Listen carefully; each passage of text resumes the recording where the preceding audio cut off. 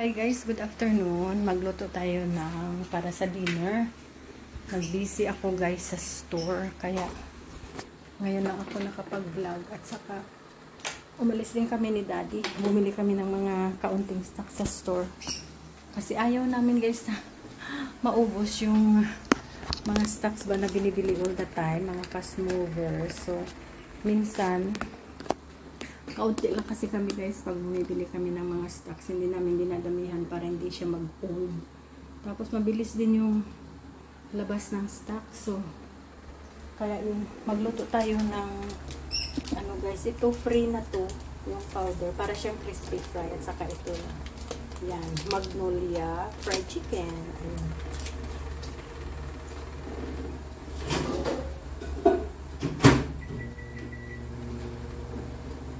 Fry natin siya. May oil ako dito na nakita na ginamit nito ito guys. Ginamit niya sa something. So, gamitin natin.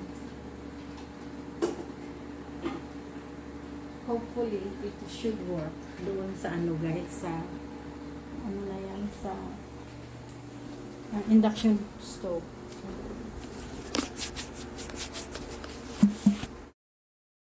Tinitingnan ko yung chef guys kasi wala akong camera. Wala kaming wifi today. Nawala siya. So ginagamit ko yung data ko sa phone ko. Pag sa loob ako ng bahay, wala talagang wifi. I don't know what happened. Pero pag lumabas ako, may wifi. May ano ako, may network. Okay na guys. Ayan na. Na-microwave na natin. So, mag-ano lang tayo dito sa ano, sa stove.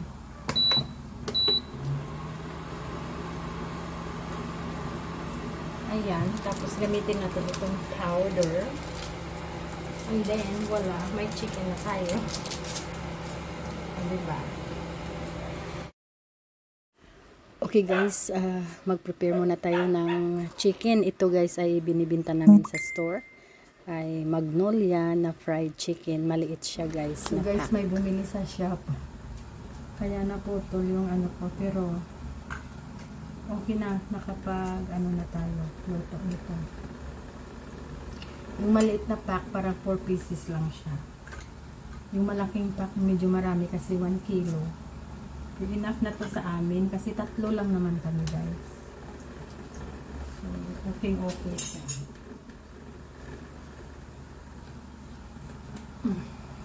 Okay.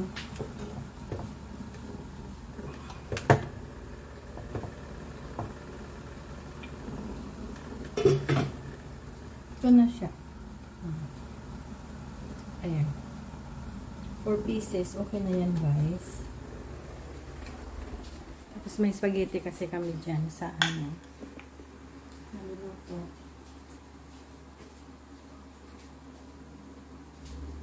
So, yan ang ginagamit ko na stove.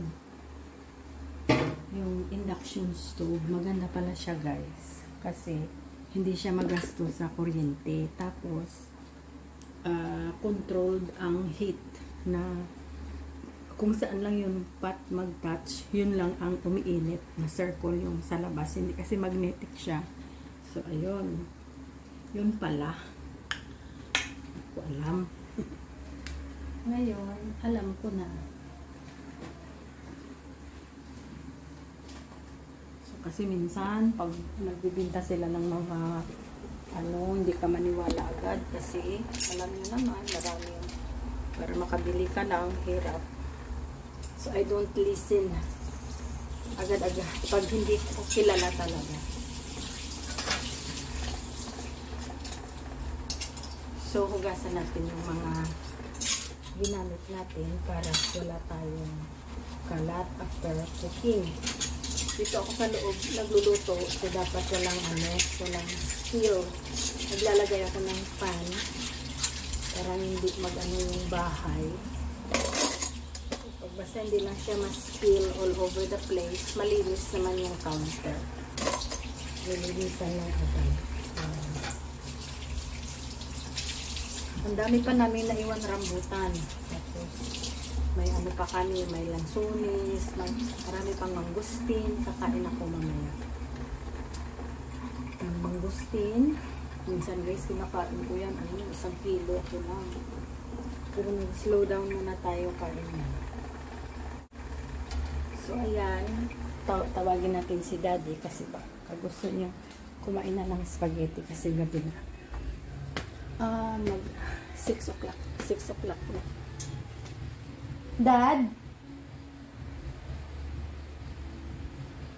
Oh, Diyos ko, Lord. Nasa third floor. Nasa hawak ko. Wala pala dito.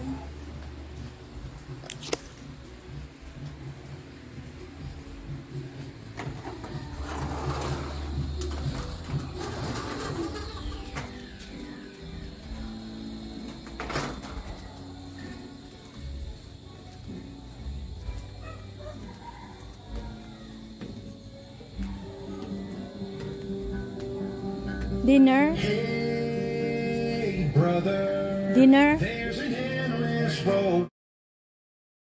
So, ayan guys, sa taas pala si Daddy. So, kakain muna tayo guys, mag-dinner.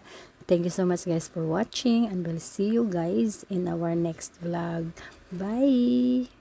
Thank you for watching. Bye-bye now.